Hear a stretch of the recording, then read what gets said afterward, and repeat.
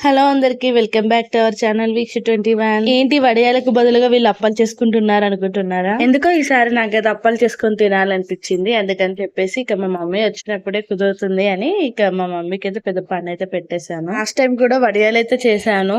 ఇక నాకైతే బోర్ కొట్టేసింది. ఇక ప్రతి సమ్మర్ కి అలా వడియాలు కామనే కదా. ఇక నాకెందుకో ఇవి తినాలనిపించింది. అందులో ఇక ఫ్రీ టైం దొరికింది. ఇక పిల్లలకు కూడా స్కూల్ ఏం లేదు. ఇక పిల్లలు కూడా మంచిగా స్నాక్స్ ఎంజాయ్ చేసి తింటారు కదా అని చెప్పేసి ఇలా చేశాను. నాకు ఇష్టం అని చెప్పి ఈ కారపు చెక్కలు అంటారు కదా, వీటిని మేము కారబిల్లలు అంటాం. ఇవి నా కోసం చేసుకున్నాను. బిఫోర్ మ్యారేజ్ అయితే మంచిగా 4-5 కిలోలు చేసుకొని అందరం తినేవాళ్ళం. కాకపోతే ఇక మ్యారేజ్ అయిన దగ్గర నుండి మా అమ్మ ఒక్కతే కాబట్టి ఇక అసలు అప్పటి నుండి ఇంట్లో అప్పాలు చేయడమే మానేసింది. ఇక మధ్యలో ఎప్పుడైనా తినాలనిపిస్తే షాప్ లో అమ్ముతారు కదా, ఇలా చేసి ఇచ్చేవాళ్ళు. అలా వాళ్ళకి ఆర్డర్ ఇచ్చి చెప్పించుకొని తినేదాన్ని. ఇక ఇలా అయితే వద్దని చెప్పేసి అదే అమౌంట్ లో మనకి ఇన్ని అప్పాలు వచ్చాయి. ఇక వాళ్ళు చేస్తే మాత్రం కొన్నే ఇస్తారు మనకి అదే అమౌంట్ లో. నార్మల్ కేజీ 150-200 ఇలా ఉంటాయి. ఆ 150-200 లో కేజీ అప్పాలంటే కొన్ని వస్తాయి. అదే మా అమౌంట్ తో మనం ఇంట్లోనే మంచిగా హోమ్ మేడ్ అన్ని ఐటమ్స్ యూజ్ చేసి చేసుకోవచ్చు. ఇక అది అయిపోయిన తర్వాత ఇక సకినాలు అయితే స్టార్ట్ చేసాము. ఏదేమైనా పిల్లలను పట్టుకొని చేయడం అంటే పెద్ద సాహసం అనే చెప్పాలి. ఇప్పటికే చాలా అల్లరి చేస్తున్నారు. ఇక పని స్టార్ట్ చేసే ముందే మంచిగా వాళ్ళకి తినిపించుకొని స్టార్ట్ చేసాము. అయినప్పటికీ కూడా వాళ్ళు అసలు పడుకోవట్లేదు. ఇంట్లో ఏదైనా వర్క్ స్టార్ట్ చేసామంటే వాళ్ళకి ఎక్కలేని ఎనర్జీ వస్తుంది. ఈ సకినాలు అయితే చాలా టేస్టీగా ఉంటాయి. పాత బియ్యం అయితే ఇంకా అసలు చెప్పక్కర్లేదు, అంత బాగుంటాయి. నోట్లో వేసుకుంటే కరిగిపోతాయి. మా పెద్దన్నయ్యకి అయితే చాలా ఇష్టం. అలాగే ఆర్డర్ చేసి తెప్పించుకున్నామని చెప్పాను కదా, నా శ్రీమంతం టైంలో కూడా ఆర్డర్ చేసి తెప్పించుకున్నాము. అప్పుడు మా హస్బెండ్ టేస్ట్ చూసిన తర్వాత మా హస్బెండ్ కి అయితే ఫేవరెట్ అయిపోయాయి. ఇక ఎక్కడైనా కనిపించినా కూడా తెచ్చేసుకొని తింటాడు. ఇక తన కోసం అని చెప్పేసి ఇక సకినాలు కూడా చేస్తున్నాను. ఇది ఎప్పుడో నేను మా అమ్మమ్మ దగ్గర నేర్చుకున్నాను. కొన్ని సంవత్సరాల తర్వాత మళ్ళీ ఇప్పుడు పోస్తున్నాను. దాదాపు 8-9 ఇయర్స్ తర్వాత అనుకుంటా. ఇప్పుడు మా బాబాయ్ వాళ్ళ కూతురు ఫంక్షన్ లో అప్పుడు పోస్తే మళ్ళీ ఇప్పుడు పోస్తున్నాను. అసలు ఏ కాన్ఫిడెన్స్ తోటి స్టార్ట్ చేసామో లేదో తెలియదు కానీ అసలు ఎలా వస్తాయా అని చెప్పేసి చాలా భయపడ్డాను. మా మమ్మీ పిండి కలుపుతున్నప్పుడు కూడా వద్దు మమ్మీ మళ్ళీ ఖరాబ్ అవుతాయేమో అని చెప్పేసి అంటే, లేదు ఒకసారి ట్రై చేసావంటే ఆటోమేటిక్ గా వచ్చేస్తాయి.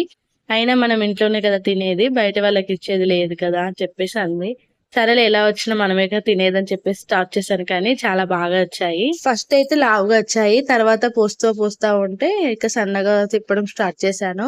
ఇక మా అమ్మమ్మ ఎప్పుడు చెప్తుండేది లావుగా కంటే సన్నగా పోస్తే టేస్ట్ బాగుంటాయి, మంచిగా వస్తాయి అని చెప్పేసి అనేది.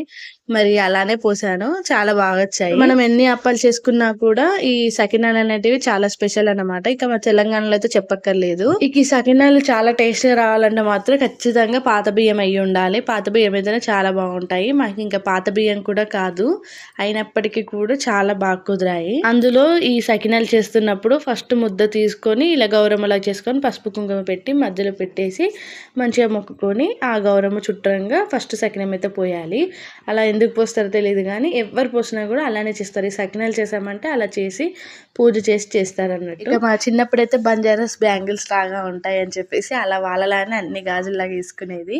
అలా చాలా ఆడుకుంటూ తినేవాళ్ళం. నేను సకినాలన్నీ పోసేసరికి 12 అయితే అయిపోయింది. ఇంకా 1 అవర్ పడుతుంది మా మమ్మీ కాల్చడానికి. ఎందుకంటే పాత బియ్యం అయితే తొందరగా కాలుతాయి, కొత్త బియ్యం కాబట్టి చూస్తూ మనం మెల్లిగా కాల్చుకోవాలి, లేదంటే లోపలంతా పచ్చిగా పిండి పిండిగా ఉంటుంది. నేనైతే ఫుల్ గా అలసిపోయాను. ఇక మంచిగా హాయిగా నిద్రపోవాలి. ఇక మా మమ్మీకి అదే చెప్తున్నా, ఇక నా పని అయిపోయింది, నేనైతే హాయిగా నిద్రపోతే ఇక నువ్వే చేసుకోవే అని చెప్పేసి అంటే, సరే నువ్వు వెళ్ళి నిద్రపో, ఇక నేను చేసుకొని అన్ని క్లోజ్ చేసుకొని వచ్చేస్తా అని చెప్పేసి అంటుంది. ఇక నేను ఫోన్ పట్టానంటే ఖచ్చితంగా వైట్ స్టూడియో ఓపెన్ చేసి సబ్స్క్రైబర్స్ చూసుకుంటాను. ఇక అప్పటికైతే నాకు 750+ సబ్స్క్రైబర్స్ అయితే అయ్యారు. ఇక చాలా హ్యాపీగా ఫీల్ అయ్యాను. ఎందుకంటే ఎంతో కష్టపడితే గానీ నాకు 750+ సబ్స్క్రైబర్స్ అయితే కాలేదు. చాలా మంది అనుకుంటారు ఏముంది ఏది చేసినా వీడియో తీసి అందులో పోస్ట్ చేస్తే సరిపోతుంది అని చెప్పేసి.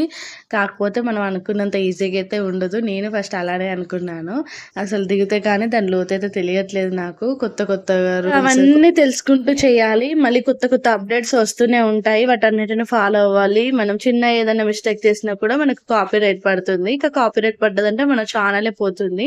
ఇక అది గట్టిగా చూసుకొని మనం చేసుకోవాలి వీడియోస్ అనేది. ఇక అందులోనూ అన్ని నేనే చూసుకోవాలి. ఇక ఎవరు హెల్ప్ చేయలేరు. ఎందుకంటే ఇక వీడియో నేనే తీసుకోవాలి, ఎడిటింగ్ నేనే తీసుకోవాలి, వాయిస్ ఓవర్ నేనే ఇవ్వాలి.